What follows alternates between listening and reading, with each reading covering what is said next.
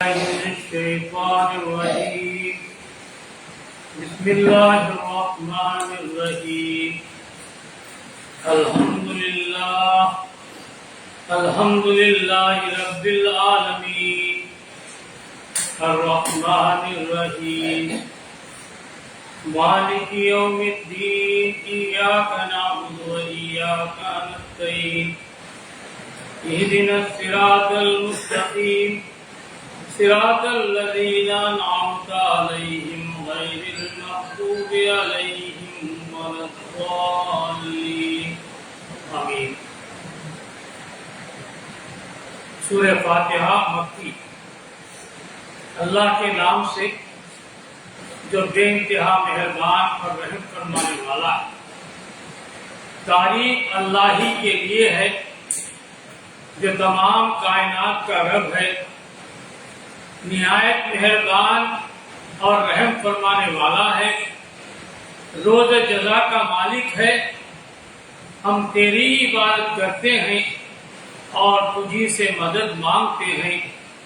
ہمیں سیدھا راستہ دکھا، ان لوگوں کا راستہ جن پر تو نے انعام فرمایا، جو معتوب نہیں ہوئے، جو بھٹکے ہوئے نہیں ہیں۔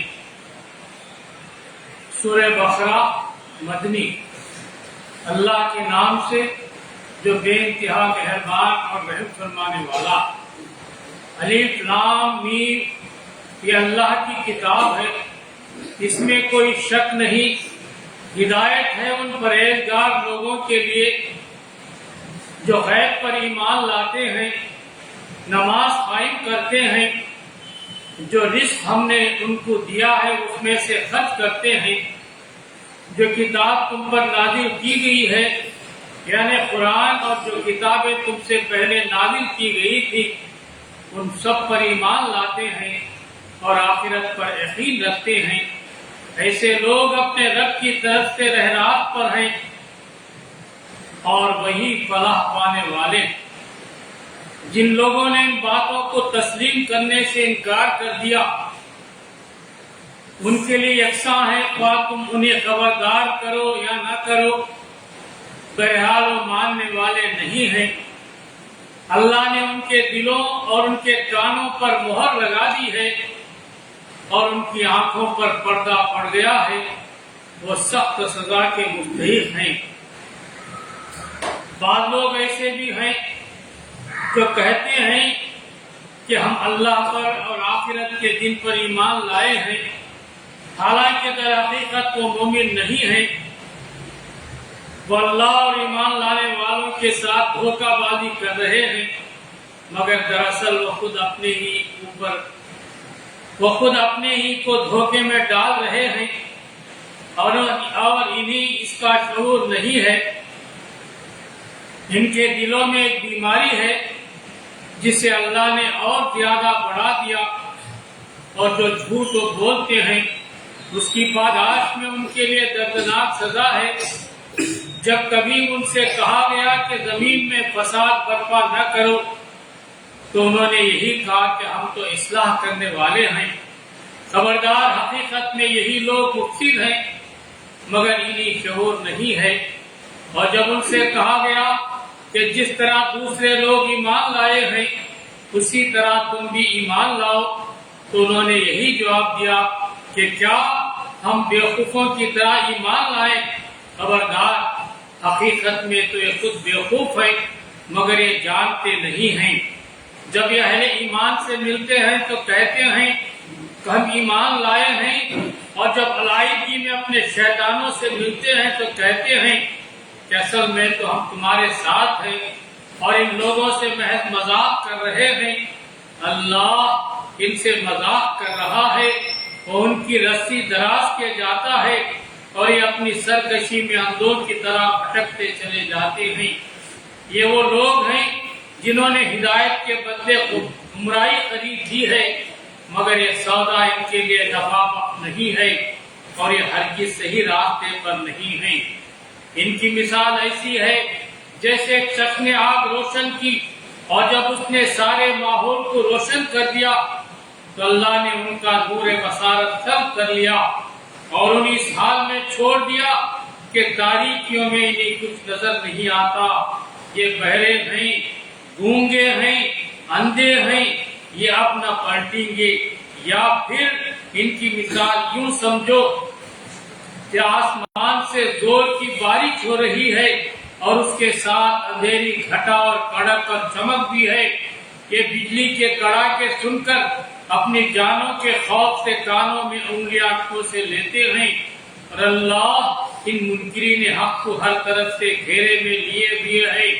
چمک سے ان کی حالت یہ ہو رہی ہے کہ گویا قریب بجلی ان کی بصارت اچک لے جائے گی۔ جب ذرا کچھ روشنی انہیں محسوس ہوتی ہے تو اس میں کچھ دور چل لیتے ہیں، اور جب ان پر اندھیرا چھا جاتا ہے تو کھڑے ہو جاتے ہیں۔ اللہ چاہتا تو ان کی سماعت اور بصارت بالکل سلب کر لیتا۔ یقیناً اللہ ہر چیز پر قادر ہے۔ لوگوں، بندگی اختیار کرو اپنے اس رب کی جو تمہارا اور تم سے پہلے جو لوگ ہو گزرے ہیں ان سب کا خالق ہے۔ تمہارے بچنے کی توقع اسی صورت سے ہو سکتی ہے، وہی تو ہے جس نے تمہارے لیے زمین کا فرش بچھایا، آسمان کی چھت بنائی، اوپر سے پانی برسایا اور اس کے ذریعے سے ہر طرح کی پیداوار نکال کر تمہارے لیے رزق بہم پہنچایا۔ پس جب تم یہ جانتے ہو تو دوسروں کو اللہ کا مد مقابل نہ ٹھہراؤ۔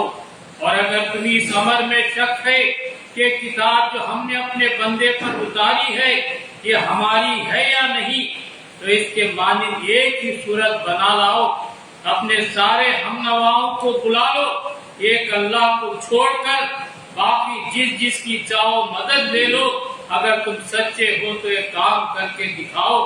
لیکن اگر تم نے ایسا نہ کیا اور یقیناً کبھی نہیں کر سکتے تو ڈرو اس آگ سے جس کا ایندھن بنیں گے انسان اور پتھر، جو مہیا کی گئی ہے منکرین حق کے لیے۔ اور اے پیغمبر صلی اللہ علیہ وسلم، جو لوگ اس کتاب پر ایمان لے آئیں اور اس کے مطابق اپنے عمل درست کر لیں، انہیں خوشخبری دے دو کہ ان کے لیے ایسے باغ ہیں جن کے نیچے نہریں بہتی ہوں گی۔ ان باغوں کے پھل صورت میں دنیا کے پھلوں سے ملتے جلتے ہوں گے۔ جب کوئی پھل انہیں کھانے کو دیا جائے گا تو کہیں گے کہ ایسے ہی پھل اس سے پہلے دنیا میں ہم کو دیے جاتے تھے۔ ان کے لیے وہاں پاکیزہ بیویاں ہوں گی اور وہ وہاں ہمیشہ رہیں گے۔ ہاں، اللہ اس سے ہرگز نہیں شرماتا کہ مچھر یا اس سے بھی حقیر تر کسی چیز کی تمثیلیں دے۔ جو لوگ حق بات کو قبول کرنے والے ہیں وہ انہی تمثیلوں کو دیکھ کر جان لیتے ہیں کہ یہ حق ہے جو ان کے رب ہی کی طرف سے آیا ہے، اور جو ماننے والے نہیں ہیں وہ انہیں سن کر کہنے لگتے ہیں کہ ایسی تمثیلوں سے اللہ کو کیا سروکار۔ اس طرح اللہ ایک ہی بات سے بہتوں کو گمراہی میں مبتلا کر دیتا ہے اور بہتوں کو راہ دکھا دیتا ہے، اور اس سے گمراہی میں وہ انہیں کو مبتلا کرتا ہے جو فاسق ہیں۔ اللہ کے عہد کو مضبوط باندھ لینے کے بعد توڑ دیتے ہیں۔ اللہ نے جسے جوڑنے کا حکم دیا ہے اسے کاٹتے ہیں اور زمین میں فساد برپا کرتے ہیں۔ حقیقت میں یہ لوگ نقصان اٹھانے والے ہیں۔ تم اللہ کے ساتھ کفر کا رویہ کیسے اختیار کرتے ہو حالانکہ تم بے جان تھے؟ اس نے تم کو زندگی عطا کی، پھر وہی تمہاری جان سلب کرے گا، پھر وہی تمہیں دوبارہ زندگی عطا کرے گا، پھر اسی طرح تمہیں پلٹ کر جانا ہے۔ وہی تو ہے جس نے تمہارے لیے زمین کی ساری چیزیں پیدا کی، پھر اوپر کی طرف توجہ فرمائی اور سات آسمان استوار کیے، اور وہ ہر چیز کا علم رکھنے والا ہے۔ پھر ذرا اس وقت کا تصور کرو جب تمہارے رب نے فرشتوں سے کہا تھا کہ میں زمین میں خلیفہ بنانے والا ہوں۔ انہوں نے عرض کیا کہ آپ زمین میں کسی ایسے کو مقرر کرنے والے ہیں جو اس کے انتظام کو بگاڑ دے گا اور خون ریزیاں کرے گا۔ آپ کی حمد و ثنا کے ساتھ تسبیح اور آپ کی تقدیس تو ہم کر ہی رہے ہیں۔ فرمایا میں جانتا ہوں جو کچھ تم نہیں جانتے۔ اس کے بعد اللہ نے آدم کو ساری چیزوں کے نام سکھائے پھر انہی فرشتوں کے سامنے پیش کیا اور فرمایا اگر تمہارا خیال صحیح ہے کہ کسی خلیفہ کے تقرر سے انتظام بگڑ جائے گا تو ذرا ان چیزوں کے نام بتاؤ۔ انہوں نے عرض کیا نقص پاک تو آپ ہی کی ذات ہے، ہم تو بس اتنا ہی علم رکھتے ہیں جتنا آپ نے ہم کو دے دیا ہے، حقیقت میں سب کچھ جاننے اور سمجھنے والا آپ کے سوا کوئی نہیں۔ پھر اللہ نے آدم علیہ السلام سے کہا تم انہی چیزوں کے نام بتاؤ۔ جب اس نے ان کو ان سب کے نام بتا دیے تو اللہ نے فرمایا میں نے تم سے کہا نہ تھا کہ میں آسمان اور زمین کی وہ ساری حقیقتیں جانتا ہوں جو تم سے مخفی ہیں، جو کچھ تم ظاہر کرتے ہو وہ بھی مجھے معلوم ہے اور جو کچھ تم چھپاتے ہو اسے بھی میں جانتا ہوں۔ پھر جب ہم نے فرشتوں کو حکم دیا کہ آدم کے آگے جھک جاؤ تو سب جھک گئے، مگر ابلیس نے انکار کیا، وہ اپنی بڑائی کے گھمنڈ میں پڑ گیا اور نافرمانوں میں شامل ہو گیا۔ پھر ہم نے آدم سے کہا کہ تم اور تمہاری بیوی دونوں جنت میں رہو اور یہاں بفراغت جو چاہو کھاؤ، مگر اس درخت کا رخ نہ کرنا ورنہ ظالموں میں شمار ہوگے۔ آخرکار شیطان نے ان دونوں کو اس درخت کی ترغیب دے کر ہمارے حکم کی پیروی سے ہٹا دیا اور انہیں اس حالت سے نکلا کر چھوڑا جس میں وہ تھے۔ ہم نے حکم دیا کہ اب تم سب یہاں سے اتر جاؤ، تم ایک دوسرے کے دشمن ہو اور تمہیں ایک خاص وقت تک زمین میں ٹھہرنا اور وہیں گزر بسر کرنا ہے۔ اس وقت آدم نے اپنے رب سے چند کلمات سیکھ کر توبہ کی جس کو اس کے رب نے قبول کر لیا، کیونکہ وہ بڑا معاف کرنے والا اور رحم فرمانے والا ہے۔ ہم نے کہا کہ تم سب یہاں سے اتر جاؤ، پھر جو میری طرف سے کوئی ہدایت تمہارے پاس پہنچے تو جو لوگ میری اس ہدایت کی پیروی کریں گے ان کے لیے کسی خوف اور رنج کا موقع نہ ہوگا، اور جو اس کو قبول کرنے سے انکار کریں گے اور ہماری آیات کو جھٹلائیں گے وہ آگ میں جانے والے ہیں جہاں وہ ہمیشہ رہیں گے۔ اے بنی اسرائیل ذرا خیال کرو میری اس نعمت کا جو میں نے تم کو عطا کی تھی، میرے ساتھ تمہارا جو عہد تھا اسے تم پورا کرو تو میرا جو عہد تمہارے ساتھ تھا اسے میں پورا کروں اور مجھی سے تم ڈرو، اور میں نے جو کتاب بھیجی ہے اس پر ایمان لاؤ، یہ اس کتاب کی تائید میں ہے جو تمہارے پاس پہلے سے موجود تھی، لہذا سب سے پہلے تم ہی اس کے منکر نہ بن جاؤ، تھوڑی قیمت پر میری آیات کو نہ بیچ ڈالو اور میرے غضب سے بچو، باطل کا رنگ چڑھا کر حق کو مشتبہ نہ بناؤ اور نہ جانتے بوجھتے حق کو چھپانے کی کوشش کرو، نماز قائم کرو، زکوٰۃ دو، اور جو لوگ میرے آگے جھک رہے ہیں ان کے ساتھ تم بھی جھک جاؤ۔ تم دوسروں کو تو نیکی کا راستہ اختیار کرنے کے لیے کہتے ہو مگر اپنے آپ کو بھول جاتے ہو، حالانکہ تم کتاب کی تلاوت کرتے ہو، کیا تم عقل سے بالکل ہی کام نہیں لیتے؟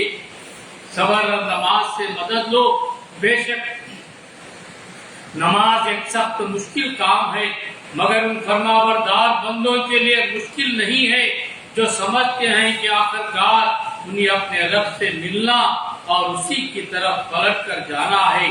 اے بنی اسرائیل یاد کرو میری اس نعمت کو جس سے میں نے تمہیں نوازا تھا اور اس بات کو کہ میں نے تمہیں دنیا کی ساری قوموں پر فضیلت عطا کی تھی، اور ڈرو اس دن سے جب کوئی کسی کے ذرا کام نہ آئے گا، نہ کسی کی طرف سے سفارش قبول ہوگی، نہ کسی کو فدیہ لے کر چھوڑا جائے گا، اور نہ مجرموں کو کہیں سے مدد مل سکے گی۔ یاد کرو وہ وقت جب ہم نے تم کو فرعونیوں کی غلامی سے نجات بخشی، انہوں نے تمہیں سخت عذاب میں مبتلا کر رکھا تھا، تمہارے لڑکوں کو ذبح کرتے تھے اور تمہاری لڑکیوں کو زندہ رہنے دیتے تھے، اور اس حالت میں تمہارے رب کی طرف سے تمہاری بڑی آزمائش تھی۔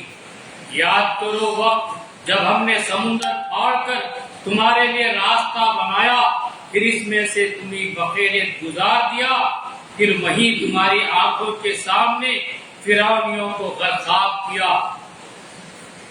یاد کرو جب ہم نے موسیٰ کو 40 شبانہ روز کی قرارداد پر بلایا تو اس کے پیچھے تم بچڑے کو اپنا معبود بنا بیٹھے. اس وقت تم نے بڑی زیادتی کی تھی، مگر اس پر بھی ہم نے تمہیں معاف کر دیا، شاید کہ تم شکر گزار بنو. یاد کرو ٹھیک اس وقت تم یہ ظلم کر رہے تھے، ہم نے موسیٰ کو کتاب اور فرقان عطا کی تاکہ تم اس کے ذریعے سے سیدھا راستہ پا سکو. یاد کرو جب موسیٰ یہ نعمت لیے ہوئے پلٹا تو اس نے اپنی قوم سے کہا کہ لوگوں تم نے بچڑے کو معبود بنا کر اپنے اوپر سخت ظلم کیا ہے، لہذا تم لوگ اپنے خالق کے حضور توبہ کرو اور اپنی جانوں کو ہلاک کرو، اسی میں تمہارے خالق کے نزدیک تمہاری بہتری ہے. اس وقت تمہارے خالق نے تمہاری توبہ قبول کر لی جو بڑا معاف کرنے والا اور رحم فرمانے والا ہے. یاد کرو جب تم نے موسیٰ سے کہا تھا کہ ہم تمہارے کہنے کا ہرگز یقین نہ کریں گے جب تک کہ اپنی آنکھوں سے علانیہ خدا کو تم سے کلام کرتے نہ دیکھ لے. اس وقت تمہارے دیکھتے دیکھتے ایک زبردست کڑاکے نے تم کو آ لیا، تم بے جان ہو کر گر چکے تھے، مگر پھر ہم نے تم کو جلا کھایا، شاید کہ اس احسان کے بعد تم شکر گزار بن جاؤ. ہم نے تم پر ابر کا سایہ کیا، من و سلوہ کی غذا تمہارے لیے فراہم کی اور تم سے کہا کہ جو پاک چیزیں ہم نے تمہیں بخشی ہیں انہیں کھاؤ، مگر تمہارے اسلاف نے جو کچھ کیا وہ ہم پر ظلم نہ تھا بلکہ انہوں نے آپ ہی اپنے اوپر ظلم کیا. پھر یاد کرو جب ہم نے کہا تھا کہ بستی جو تمہارے سامنے ہے اس میں داخل ہو جاؤ، اس کی پیداوار جس طرح چاہو مزے سے کھاؤ، مگر بستی کے دروازے میں سجدہ ریز ہوتے ہوئے داخل ہونا اور کہتے جانا حتتن حتتن، ہم تمہاری خطاؤں سے درگزر کریں گے اور نیکوکاروں کو مزید فضل و کرم سے نوازیں گے. مگر جو بات ان سے کہی گئی تھی ظالموں نے اسے بدل کر کچھ اور کر دیا. آخرکار ہم نے ظلم کرنے والوں پر آسمان سے عذاب نازل کیا، یہ سزا تھی ان نافرمانیوں کی جو وہ کر رہے تھے.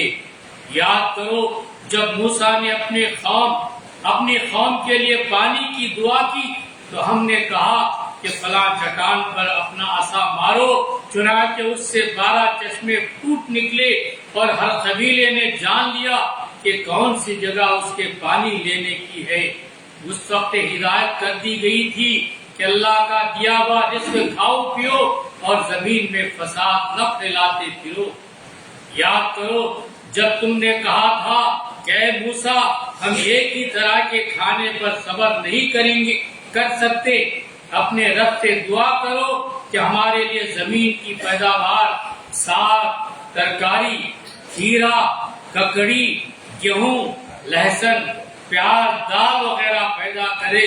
تو موسیٰ نے کہا کیا ایک بہتر چیز کے بجائے تم ادنا درجے کی چیزیں لینا چاہتے ہو؟ اچھا کسی شہری آبادی میں جا رہو، جو کچھ تم مانگتے ہو وہاں مل جائے گا. آخرکار نوبت یہاں تک پہنچی کہ ذلت و خواری اور پستی و بدحالی ان پر مسلط ہو گئی اور وہ اللہ کے غضب میں گر گئے. یہ نتیجہ تھا اس کا کہ اللہ کی آیات سے کفر کرنے لگے اور پیغمبروں کو قتل کرنے لگے. یہ نتیجہ تھا ان کی نافرمانیوں کا اور اس بات کا کہ وہ حدود شرع سے نکل جاتے تھے.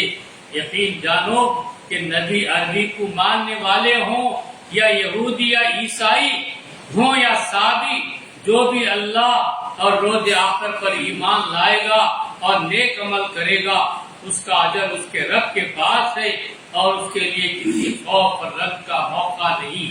یاد کرو وقت جب ہم نے طور کو تم پر اٹھا کر تم سے پختہ عہد لیا تھا اور کہا تھا کہ جو کتاب ہم تمہیں دے رہے ہیں اسے مضبوطی کے ساتھ تھامنا اور جو احکام و ہدایات اس میں درج ہیں انہیں یاد رکھنا. اسی ذریعے سے توقع کی جا سکتی ہے کہ تم تقوی کی روش پر چل سکو گے.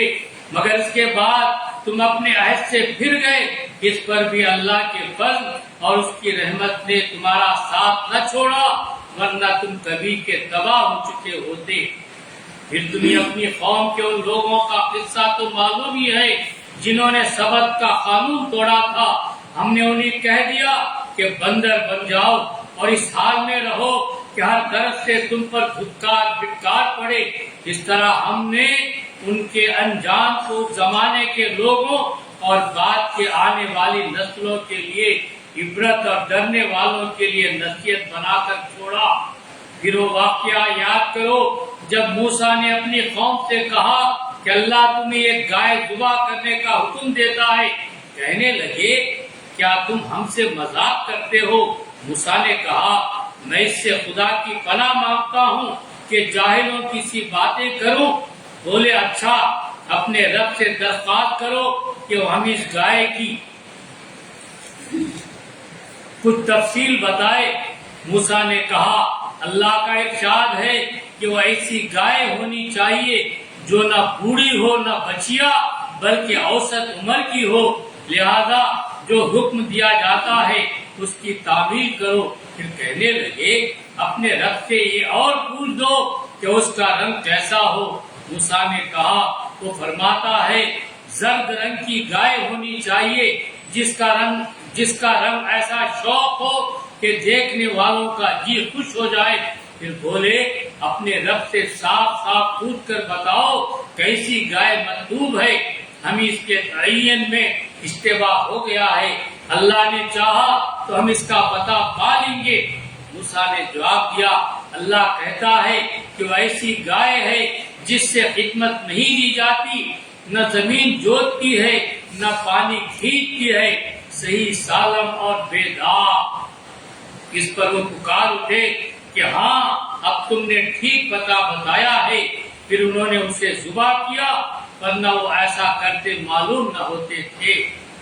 اور تمہیں یاد ہے وہ واقعہ جب تم نے ایک شخص کی جان لی تھی، پھر اس کے بارے میں جھگڑنے اور ایک دوسرے پر قتل کا الزام ٹھوکنے لگے تھے، اور اللہ نے فیصلہ کر لیا تھا کہ جو کچھ تم چھپاتے ہو اسے کھول کر رکھ دے گا۔ اس وقت ہم نے حکم دیا کہ مقتول کی لاش کو اس کے ایک حصے سے ضرب لگاؤ۔ دیکھو اس طرح اللہ مردوں کو زندگی بخشتا ہے اور تمہیں اپنی نشانیاں دکھاتا ہے تاکہ تم سمجھو، مگر ایسی نشانیاں دیکھنے کے بعد بھی آخرکار تمہارے دل سخت ہو گئے، پتھروں کی طرح سخت، بلکہ سختی میں کچھ ان سے بھی بڑے ہوئے، کیونکہ پتھروں میں سے تو کوئی ایسا بھی ہوتا ہے جس میں سے چشمے پھوٹ بہتے ہیں، کوئی پھٹتا ہے اور اس میں سے پانی نکل آتا ہے، اور کوئی خدا کے خوف سے لرز کر گر بھی پڑتا ہے۔ اللہ تمہارے کرتوتوں سے بے خبر نہیں ہے۔ اے مسلمانوں، اب کیا ان لوگوں سے تم یہ توقع رکھتے ہو کہ تمہاری دعوت پر ایمان لے آئیں گے؟ حالانکہ ان میں سے ایک گروہ کا شیوا یہ رہا ہے کہ اللہ کا کلام سنا اور پھر خوب سمجھ بوجھ کر دانستہ اس میں تحریف کی۔ محمد رسول اللہ پر ایمان لانے والوں سے ملتے ہیں تو کہتے ہیں کہ ہم بھی انہیں مانتے ہیں، اور جب آپس میں ایک دوسرے سے تخلیے کی بات چیت ہوتی ہے تو کہتے ہیں کہ بیوقوف ہو گئے ہو، ان لوگوں کو وہ باتیں بتاتے ہو جو اللہ نے تم پر کھولی ہیں تاکہ تمہارے رب کے پاس تمہارے مقابلے میں انہیں حجت میں پیش کریں۔ اور کیا یہ جانتے نہیں ہیں کہ جو کچھ یہ چھپاتے ہیں اور جو کچھ ظاہر کرتے ہیں اللہ کو سب باتوں کی خبر ہے۔ ان میں ایک دوسرا گروہ امیوں کا ہے جو کتاب کا تو علم رکھتے نہیں، بس اپنی بے بنیاد امیدوں اور آرزوں کو لیے بیٹھے ہیں اور محض وہم و گمان پر چلے جا رہے ہیں۔ بس ہلاکت اور تباہی ہے ان لوگوں کے لیے جو اپنے ہاتھوں سے شرع کا نوشتہ لکھتے ہیں، پھر لوگوں سے کہتے ہیں کہ اللہ کے پاس سے آیا ہوا ہے تاکہ اس کے معاوضے میں تھوڑا سا فائدہ حاصل کر لیں۔ ان کے ہاتھوں کا یہ لکھا بھی ان کے لیے تباہی کا سامان ہے، اور ان کی کمائی بھی ان کے لیے موجب ہلاکت ہے۔ وہ کہتے ہیں کہ دوزخ کی آگ ہمیں ہرگز چھونے والی نہیں، الا ہے کہ چند روز کی سزا مل جائے تو مل جائے۔ ان سے پوچھو کیا تم نے اللہ سے کوئی عہد لے لیا ہے جس کی خلاف ورزی وہ نہیں کر سکتا، یا بات یہ ہے کہ تم اللہ کے ذمے ڈال کر ایسی باتیں کہہ دیتے ہو جن کے متعلق تمہیں علم نہیں ہے کہ اس نے اس کا ذمہ لیا ہے۔ آخر تمہیں دوزخ کی آگ کیوں نہ چھوئے گی؟ جو بھی بدی کمائے گا اور اپنی خطا کاری کے چکر میں پڑا رہے گا وہ دوزخی ہے اور دوزخی میں ہمیشہ رہے گا، اور جو لوگ ایمان لائیں گے اور نیک عمل کریں گے وہی جنتی ہیں اور جنت میں وہ ہمیشہ رہیں گے۔ یاد کرو اسرائیل کی اولاد سے ہم نے پختہ عہد لیا تھا کہ اللہ کے سوا کسی کی عبادت نہ کرنا، ماں باپ کے ساتھ، رشتہ داروں کے ساتھ، یتیموں اور مسکینوں کے ساتھ نیک سلوک کرنا، لوگوں سے بھلی بات کہنا، نماز قائم کرنا اور زکوٰۃ دینا، مگر تھوڑے آدمیوں کے سوا تم سب اس عہد سے پھر گئے اور اب تک پھرے ہوئے ہو۔ پھر ذرا یاد کرو ہم نے تم سے مضبوط عہد لیا تھا کہ آپس میں ایک دوسرے کا خون نہ بہانا اور نہ ایک دوسرے کو گھر سے بے گھر کرنا، تم نے اس کا اقرار کیا تھا، تم سب اس پر گواہ ہو، مگر آج وہی تم ہو کہ اپنے بھائی بندوں کو قتل کرتے ہو، اپنی برادری کے سوا اپنی برادری کے کچھ لوگوں کو بے خانما کر دیتے ہو، ظلم و زیادتی کے ساتھ ان کے خلاف جدتے بندیاں کرتے ہو، اور جب لڑائی میں پکڑے ہوئے تمہارے پاس آتے ہیں تو ان کی رہائی کے لیے فدیے کا لین دین کرتے ہو، حالانکہ انہیں ان کے گھروں سے نکالنا ہی سرے سے تم پر حرام تھا۔ تو کیا تم کتاب کے حصے پر ایمان لاتے ہو اور دوسرے حصے کے ساتھ کفر کرتے ہو؟ پھر تم میں سے جو لوگ ایسا کریں ان کی سزا اس کے سوا اور کیا ہے کہ دنیا کی زندگی میں ذلیل و خوار ہو کر رہے اور آخرت میں شدید ترین عذاب کی طرف پھیر دیے جائیں۔ اللہ ان حرکات سے بے خبر نہیں ہے جو تم کر رہے ہو کہ وہ لوگ ہیں جنہوں نے آخرت بیچ کر دنیا کی زندگی خرید لی ہے، لہذا نہ ان کی سزا میں کوئی تخفیف ہوگی اور نہ انہیں کوئی مدد پہنچ سکے گی۔ ہم نے موسیٰ کو کتاب دی، اس کے بعد پیدا پر رسول بھیجے، آخر کار عیسیٰ ابن مریم کو روشن نشانیاں دے کر بھیجا اور روح پاک سے اس کی مدد کی۔ پھر یہ تمہارا کیا ڈھنگ ہے کہ جب بھی کوئی رسول تمہارے خواہشات نفس کے خلاف کوئی چیز لے کر تمہارے پاس آیا تو تم نے اس کے مقابلے میں سرکشی ہی کی، کسی کو جھٹلایا اور کسی کو قتل کر ڈالا تو کہتے ہیں ہمارے دل محفوظ ہیں۔ نہیں، اصل بات یہ ہے کہ ان کے کفر کی وجہ سے ان پر اللہ کی پھٹکار پڑی ہے، اس لیے وہ کم ہی ایمان لاتے ہیں۔ اور اب جو ایک کتاب اللہ کی طرف سے ان کے پاس آئی ہے اس کے ساتھ ان کا کیا برتاؤ ہے؟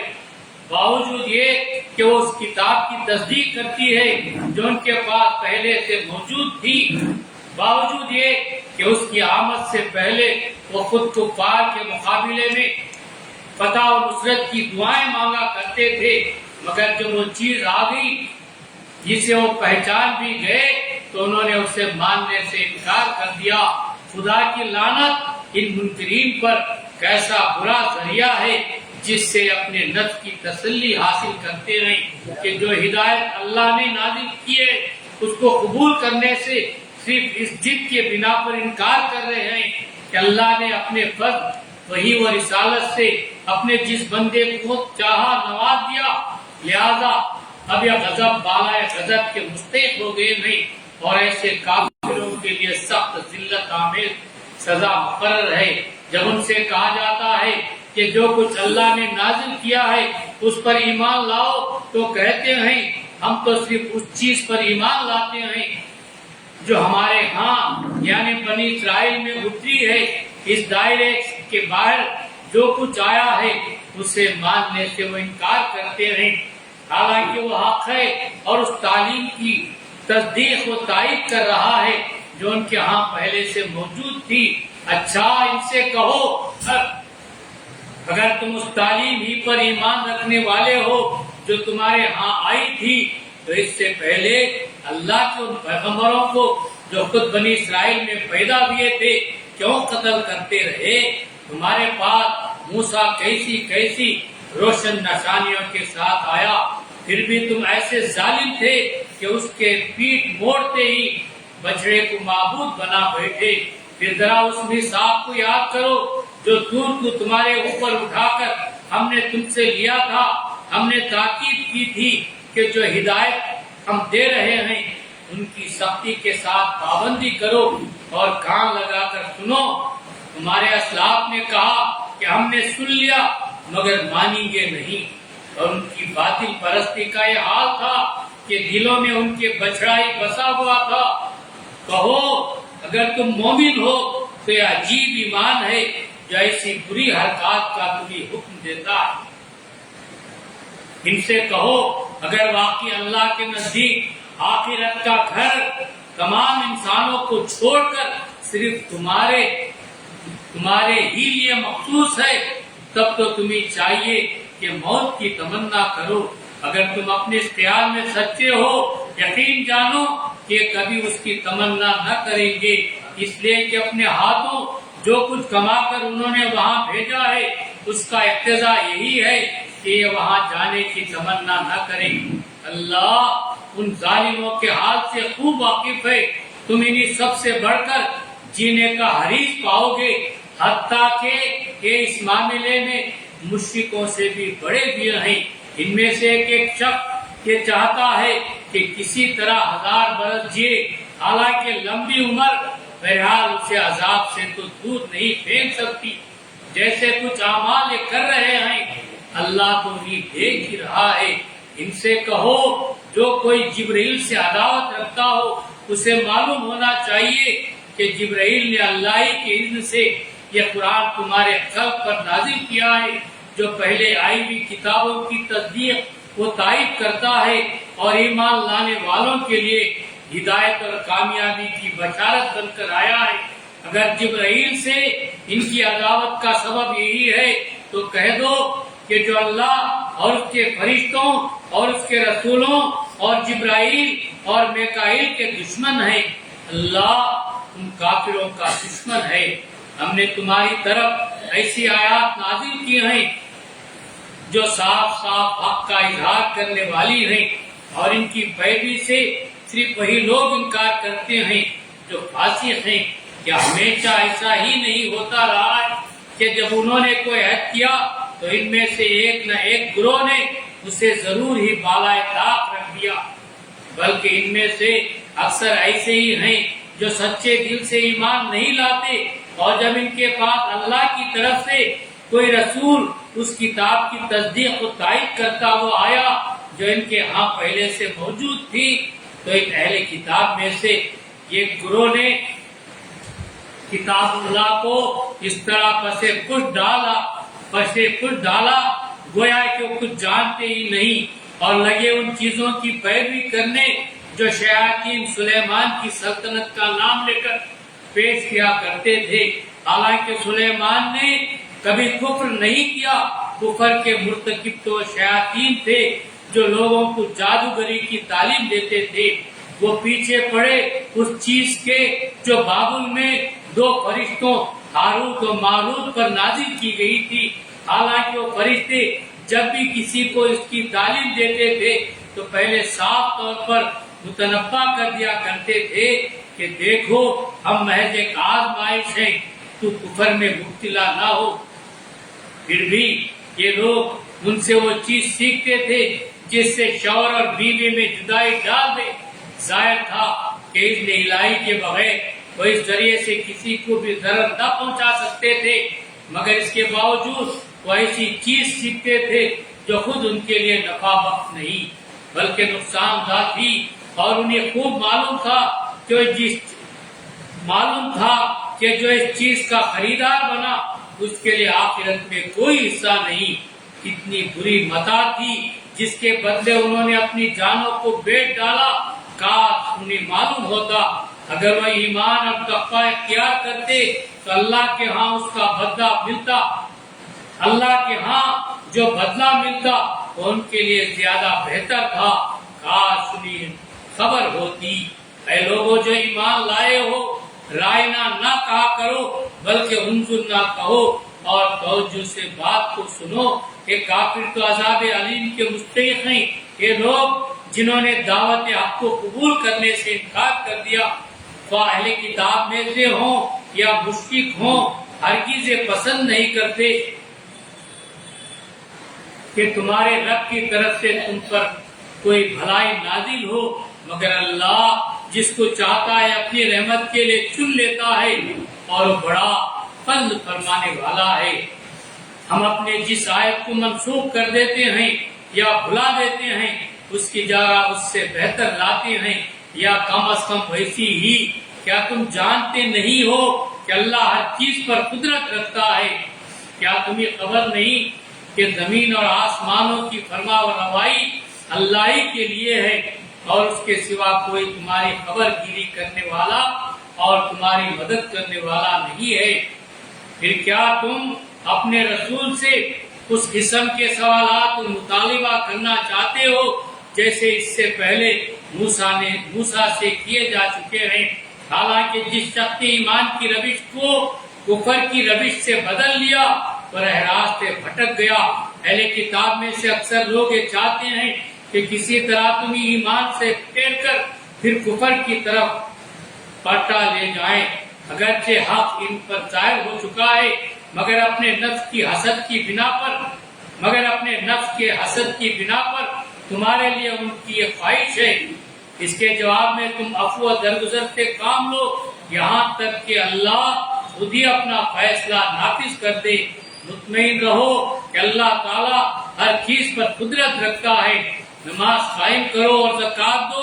तुम अपनी आखिरत के लिए जो भलाई कमाकर आगे भेजोगे अल्लाह के यहाँ उसे मौजूद पाओगे। जो कुछ तुम करते हो वो सब अल्लाह की नजर में है। उनका कहना है कि कोई शख्स जन्नत में न जाएगा जब तक कि वो यहूदी न हो या ईसाइयों के ख्याल के मुताबिक ईसाई न हो। ये उनकी तमन्नाएं हैं। इनसे कहो अपनी दलील पेश करो अगर तुम अपने दावे में सच्चे हो। दरअसल न तुम्हारी कुछ खुसूसियत है न किसी और की। हक ये है कि जो भी अपनी हस्ती को अल्लाह की इताअत में सौंप दे और अमलन नेक रविश पर चले उसके लिए उसके रब के पास उसका अजर है और ऐसे लोगों के लिए किसी खौफ और रियायत का कोई मौका नहीं। यहूदी कहते हैं ईसाइयों के पास कुछ नहीं, ईसाई कहते हैं यहूदियों के पास कुछ नहीं। हालांकि दोनों ही किताब पढ़ते हैं और इसी किस्म के दावे उन लोगों के भी हैं जिनके पास किताब का इल्म नहीं है। ये इख्तिलाफात जिनमें लोग मुब्तला हैं उनका फैसला अल्लाह क़यामत के रोज कर देगा। और उस शख्स से बढ़कर जालिम और कौन होगा जो अल्लाह के माबूदों में उनके नाम की याद से रोके और उनकी वीरानी के दर पे हो। ऐसे लोग इस काबिल हैं कि उनकी इबादत गांव में कदम न रखें और अगर वहां जाएं भी तो डरते हुए जाएं। उनके लिए तो दुनिया में रुसवाई है और आखिरत में अज़ाब अज़ीम। मशरिक़ और मग़रिब सब अल्लाह के हैं।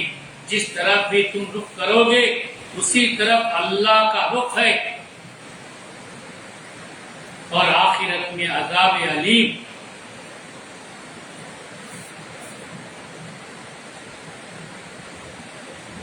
मशरिक़ और मग़रिब सब अल्लाह के हैं।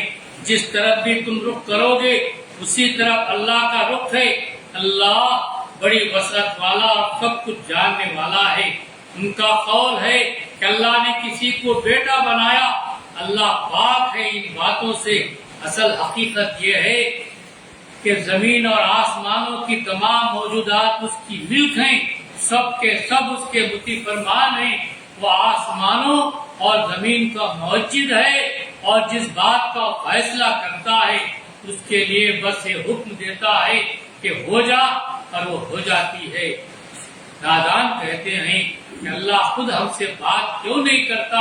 یا کوئی نشانی ہمارے پاس کیوں نہیں آتی؟ ایسی باتیں ان سے پہلے لوگ بھی کیا کرتے تھے۔ ان سب اگلے پچھلے گمراہوں کی ذہنیتیں ایک جیسی ہیں۔ یقین لانے والوں کے لیے تو ہم نشانیاں صاف نمایاں کر چکے ہیں۔ اس سے بڑھ کر نشانی کیا ہوگی کہ ہم نے تم کو علم حق کے ساتھ خوشخبری دینے والا اور ڈرانے والا بنا کر بھیجا۔ اب جو لوگ جہنم سے رشتہ جوڑ چکے ہیں ان کی طرف سے تم ذمہ دار و جواب دہ نہیں ہو۔ یہودی اور عیسائی تم سے ہرگز راضی نہ ہوں گے جب تک تم ان کے طریقے پر نہ چلنے لگو۔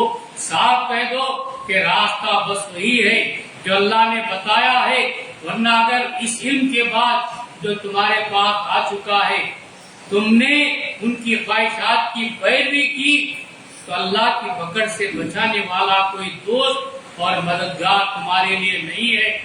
جن لوگوں کو ہم نے کتاب دی ہے وہ اسے اس طرح پڑھتے ہیں جیسا کہ پڑھنے کا حق ہے، وہ اس قرآن پر سچے دل سے ایمان لے آتے ہیں، اور جو اس کے ساتھ کفر کا رویہ اختیار کرتے ہیں وہی اصل میں نقصان اٹھانے والے۔ اے بنی اسرائیل، یاد کرو میری وہ نعمت جس سے میں نے تمہیں نوازا تھا، اور یہ کہ میں نے تمہیں دنیا کی تمام قوموں پر فضیلت دی تھی، اور ڈرو اس دن سے جب کوئی کسی کے ذرا کام نہ آئے گا، نہ کسی سے فدیہ قبول کیا جائے گا، نہ کوئی سفارش ہی آدمی کو فائدہ دے گی، اور نہ مجرموں کو کہیں سے کوئی مدد پہنچ سکے گی۔ یاد کرو جب ابراہیم کو اس کے رب نے چند باتوں میں آزمایا اور ان سب میں پورا اتر گیا تو اس نے کہا میں تجھے سب لوگوں کا پیشوا بنانے والا ہوں۔ ابراہیم نے عرض کیا اور کیا میری اولاد سے بھی یہی وعدہ ہے؟